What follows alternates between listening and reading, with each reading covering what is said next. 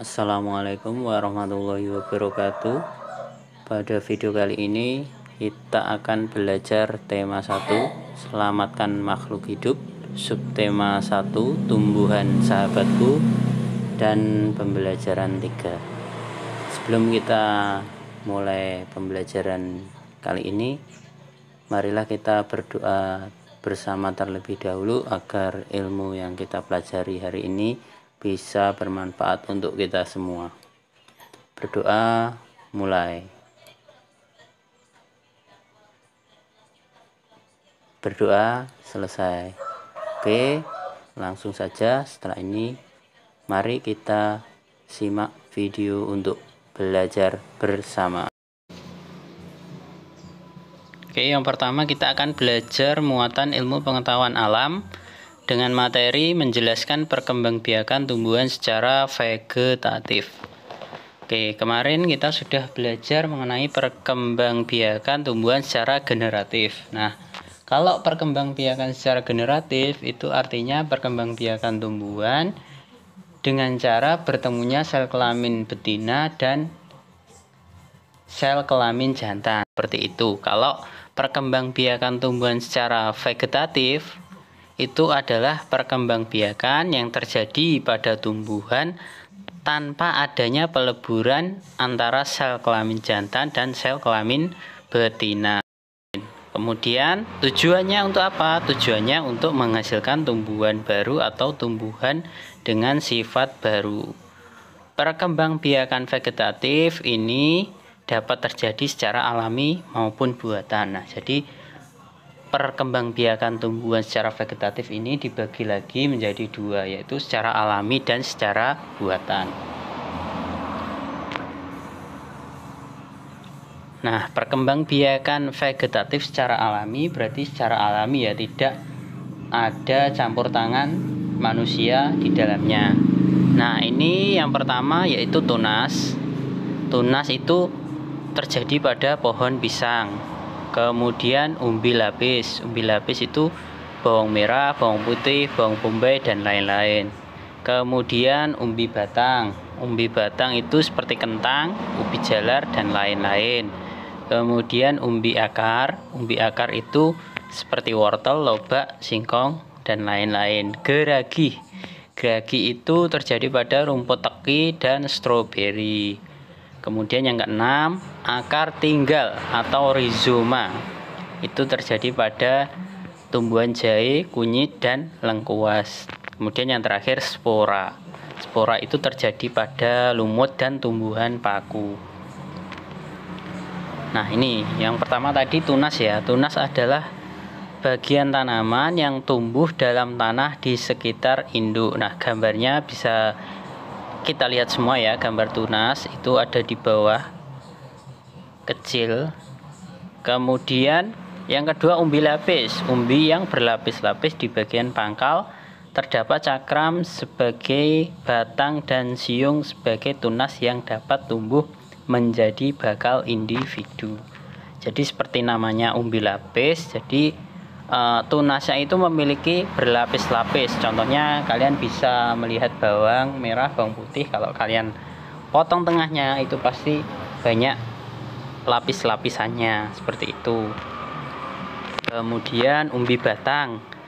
Umbi batang adalah batang yang tumbuh di dalam tanah. Bagian ujung batang itu akan menggembung membentuk umbi. Jadi kalau kalian tahu tanaman kentang, kemudian ubi jalar itu batangnya yang menggelembung dan menjadi atau bisa dipanen.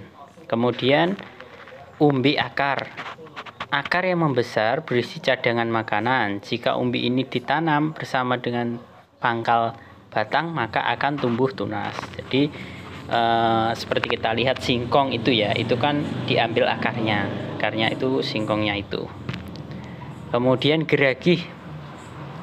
Geragih atau batang yang tumbuh secara mendatar di bagian permukaan tanah. Nah, ini contohnya seperti tanaman stroberi. Kemudian yang keenam, akar tinggal atau rizoma. Batang tumbuh mendatar dan terletak di bawah permukaan tanah. Ini terjadi pada tumbuh-tumbuhan obat-obatan seperti jahe, lengkuas, temulawak, kunyit, dan lain-lain. Kemudian spora. Nah, spora apa itu spora?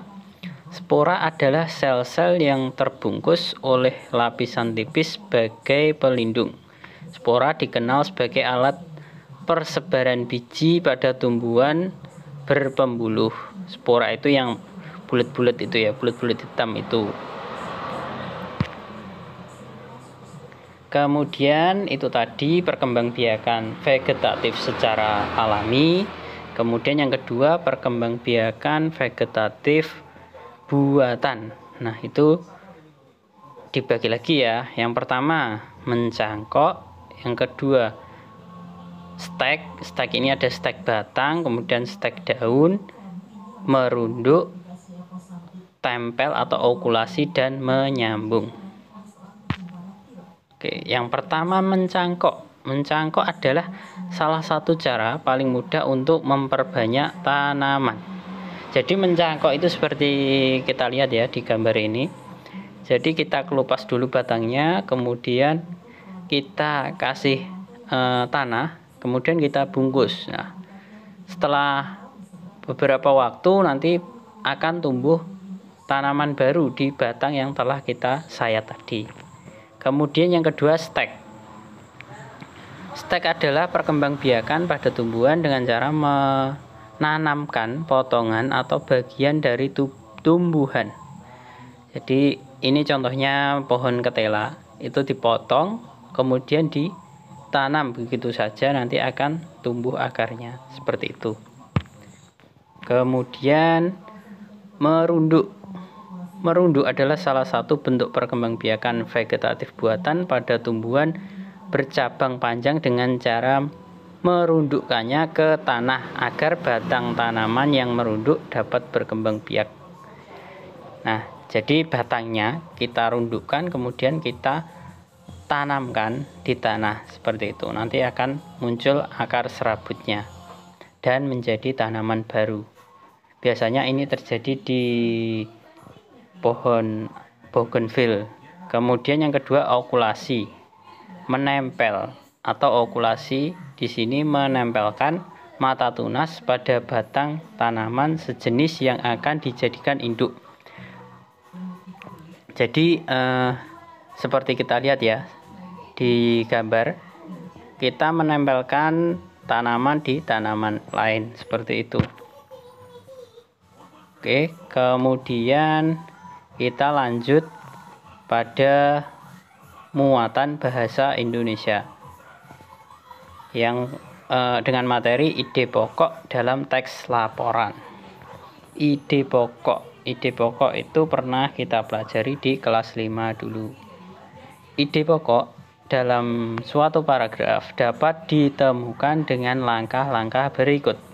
Yang pertama, bacalah paragraf dengan seksama. Jadi kalian baca dulu paragrafnya dengan teliti. Kemudian temukan kalimat utama dan kalimat penjelas. Jadi di dalam sebuah paragraf itu nanti pasti ada kalimat utama dan kalimat penjelas. Kemudian yang ketiga, tentukan informasi yang terdapat dalam kalimat utama. Setelah menemukan ide pokok pada setiap paragraf, kamu dapat menulis ulang ide pokok tersebut dalam bentuk diagram. Jadi kalian mengetahui ide pokoknya dari setiap paragraf, kemudian kalian juga bisa membuat dalam bentuk diagram. Nah, diagramnya seperti ini. Nah, ini ada sebuah bacaan. Mari kita baca bersama ya. Ada sebuah teks yang berjudul Makanan Olahan dari Singkong. Singkong merupakan salah satu makanan pokok di Indonesia. Singkong hanya digemari oleh masyarakat karena beberapa faktor, diantaranya harganya yang terjangkau dan mudah ditemukan. Hampir di setiap wilayah Indonesia terdapat tanaman singkong. Selain dijadikan sebagai makanan pokok, di beberapa daerah di Indonesia, singkong diolah menjadi kue dan makanan tradisional daerah tersebut. Misalnya di Jawa Timur dan Jawa Tengah terdapat kue tradisional yang berbahan dasar singkong. Kue tersebut dikenal dengan nama gethuk. Bahan utama gethuk adalah singkong. Cara membuat gethuk tidaklah sukar. Pertama-tama singkong dikupas dan dibersihkan. Selanjutnya singkong direbus hingga matang. Setelah itu tambahkan gula dan garam, lalu haluskan. Setelah itu gethuk dapat disajikan dengan disertai parutan kelapa. Tidak sulit bukan? Oke, nanti silahkan dipelajari dulu, dibaca dulu. Bisa videonya di pause dulu atau dihentikan dulu.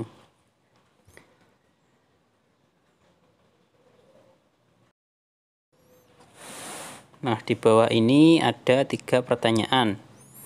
Dan 3 pertanyaan ini masih berkaitan dengan teks yang telah kita baca tadi.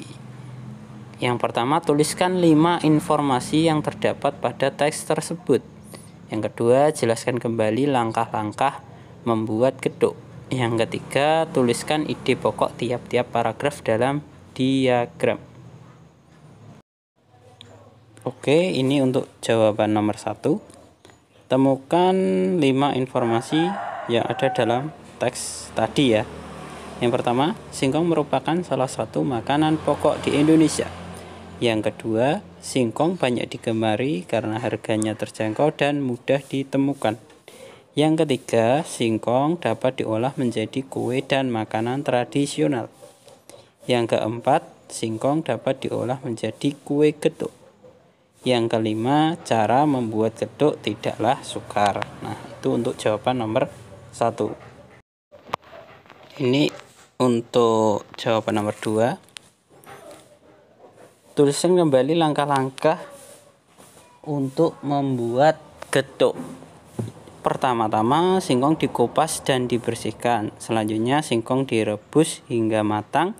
Setelah itu tambahkan gula dan garam, lalu haluskan. Setelah itu gethuk dapat disajikan dengan disertai parutan kelapa. Nah, itu untuk jawaban nomor 2 tadi.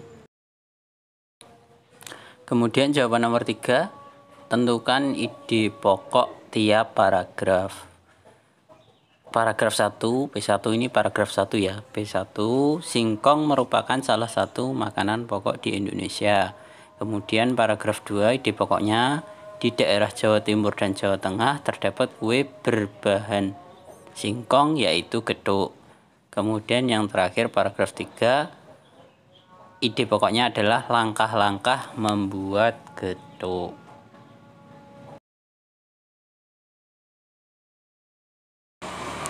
Nah, itu tadi video pembelajaran kali ini. Sampai bertemu di video-video pembelajaran berikutnya. Kurang lebihnya mohon maaf. Tetap semangat belajar. Billahi taufiq wal hidayah. Wassalamualaikum warahmatullahi wabarakatuh.